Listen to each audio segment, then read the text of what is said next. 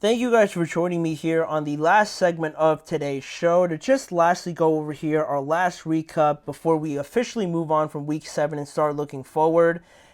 Actually, there was a bit of news that I wanted to show you guys.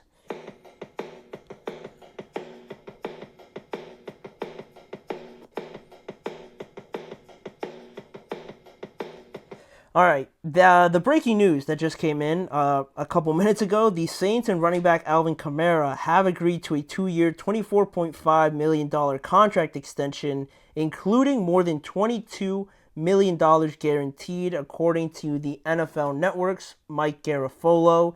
And that was a topic of the offseason that we touched on like a month or so ago about what Kamara his situation was going to be this year, obviously, and how the running back market was, and the extension that McCaffrey got, and the contract that Saquon got. And then you look into this year now and how well Kamara's played. This could have been his last year with the Saints. It kind of looked like it was going to be that based on their reluctance to, at least at the start, agree to any sort of extension with him. But apparently that was not the case. They just extended him 2 years, getting about $12 million per year on that extension, give or take. So, yeah, I mean, the Saints, from what we saw in the first 2 games, they've been playing well enough through the running game with him that it would have been considered pretty surprising that they let him move on based on how important he is to that Clint Kubiak sort of offense. So, great for Kamara, great for running backs also to see another guy get paid like that. But we'll talk about that, I'm sure, more tomorrow. But in today's show, today's last segment, we're going to recap a little bit of this Packers win over the Texans. A great display from 2 of the most promising teams in the NFL, and it didn't disappoint at all. Much like the Lions, much like the Lions and Vikings game, I should say.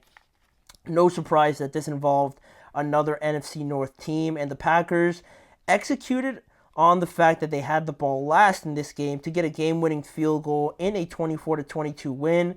Green Bay now wins their 3rd straight game in a row, while the Houston Texans fall to 5-2. Both losses that the Texans have had have been to 2 NFC North teams. So I'm telling you guys, like, the NFC North is truly like the division. Like, they have the teams in it, and it might not be looking so convincing just because you look at Sam Darnold, the Packers maybe with a rough start, the Lions losing Aiden Hutchinson, but still, like, these 3 teams, I'm very confident in that they're going to be there towards the end of the year. But it was a close game despite all the injuries that Houston had, because they didn't have their tackle, Mario Edwards Jr., their linebackers, Al-Shaair and Henry.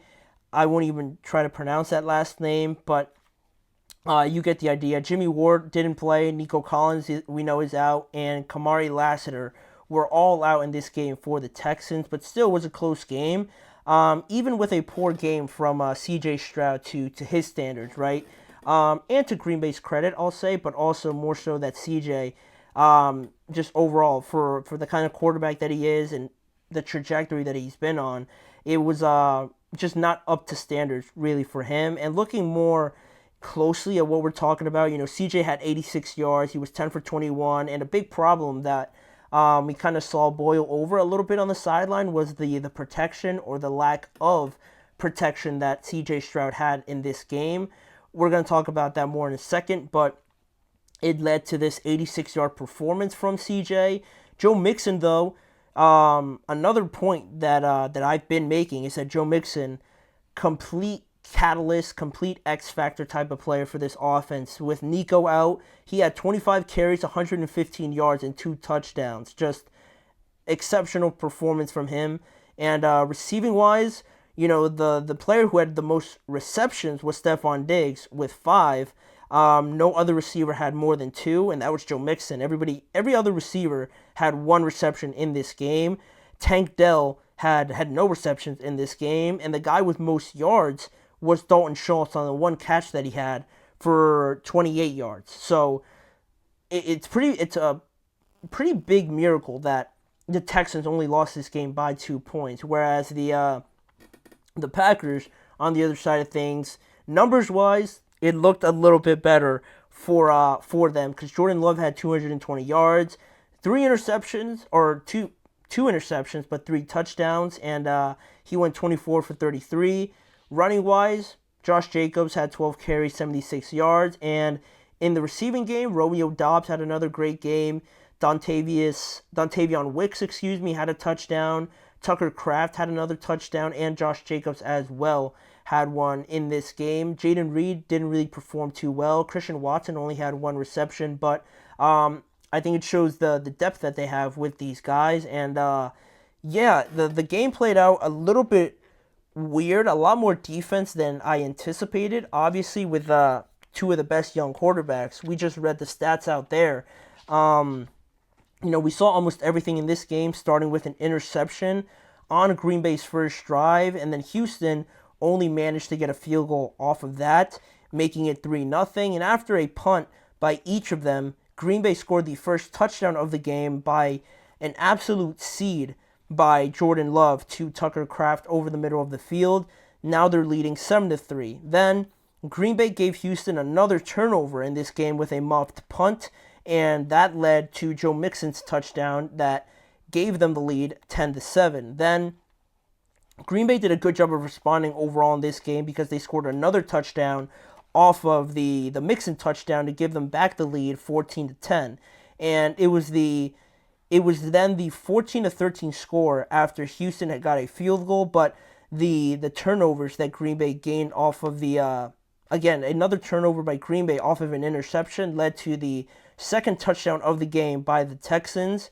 Now they're leading 19-14 after they didn't get a 2-point conversion to go late in that game. And the second half was just pretty much all defense, because after the Texans went up 19-14, the Packers also got a field goal in there, and off of that field goal, they were able to kind of close out the game from there. But in the second half, other than the one touchdown on Green Bay's first second half drive that made it 21-19, it was seven. There were 7 punts combined in the second half, and only 2 field goals at the end, which is why Green Bay, was a bit fortunate that they got the ball last, but they executed a great 2-minute drill, and they benefited off of it. They won at home off of that game-winning field goal by Brandon McManus, who was playing in his first game for the Packers on Sunday. But now looking at the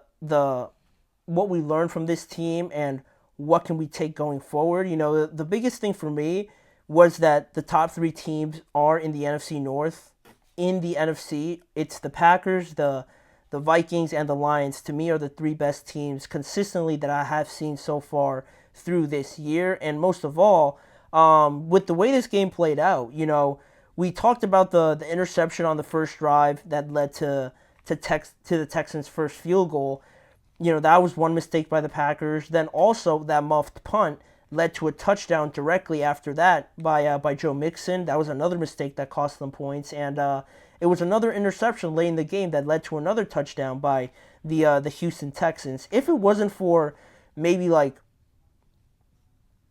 for one or maybe even all these turnovers by the Packers, this game probably wasn't going to be close really in totality at all. And it was based off of that, we could look at the fact that, it wouldn't have been close, but the Texans were missing a lot of guys, which was fair. But this final scoreline, I think, was a bit deceptive just because of all those injuries and the fact that Green Bay is still a little bit careless with the ball. And I'd like to see them be more disciplined, obviously, because that needs to be fixed in these games that you're playing with such a fine margin of error that you can't just be turning it over like this willy-nilly. So that's something that the Packers obviously have to fix. But for the Texans, I didn't think the Texans would miss Nico Collins this much. And thank God they have Joe Mixon, because if they didn't, this would start to look, I think, a little bit concerning on offense. Because I don't know what's different about this year, but with Tank Dell, he hasn't really taken advantage of the extra opportunities that I thought there were going to be there without Nico Collins, for him to kind of remind everybody that he was on a great pace to start his first year in the NFL. But he hasn't really taken advantage of it as much as I thought. And then the O-line continues to be a big problem. They're struggling to pass protect for C.J. Stroud, leading to some frustration. Their head coach, D'Amico Ryans, has mentioned it, and they're doing a good job run blocking. You look at what Joe Mixon's been able to do, but they need to be better in that aspect, because the last thing you do to any young quarterback is have pressure in his face and have him run endlessly, it seems like, in these games. And with all the talent that they have accumulated passing wise, you can't be given about a second or a second and a half to throw the ball each and every time, or even less time than that. So that's something that they have to fix. That is something that, it's not, full panic mode yet right now. They're sitting at 5-2, and they're good enough to still stack up wins. But those are the two things that I noticed from this game. It was a great game overall, very close, very back and forth. And I think with, the Texans getting back healthy and the Packers playing a bit cleaner, these two teams are going to be there in the end, certainly. They're too good not to be. But we got a good taste of what they do well and what they still need to fix going forward. It was a good test for both of them that I'm sure they're both going to benefit off of going forward. But that is ultimately the last thing we're going to touch on today's show. I want to thank you guys for joining me. Please remember to like, follow, and subscribe to the show, as well as following the network on all forms of social media. You can go check out the Podcast Network channel and the GSMC Sports Network channel on YouTube for more content around this show in a variety of different ways. But also, if you want to catch more of the live shows, you could tune in every weekday at 6:30 p.m. Eastern Time with me, Manny Maradiaga, covering the NFL, all the storylines, breaking news, everything, discussions, debates, all 6:30 each and every weekday, back here again. And tomorrow, we're just going to get back to it again, talking about the Alvin Kamara deal, and I'm sure other pieces of news around the NFL before we already start looking at Week 8. So I'll see you guys back here again tomorrow.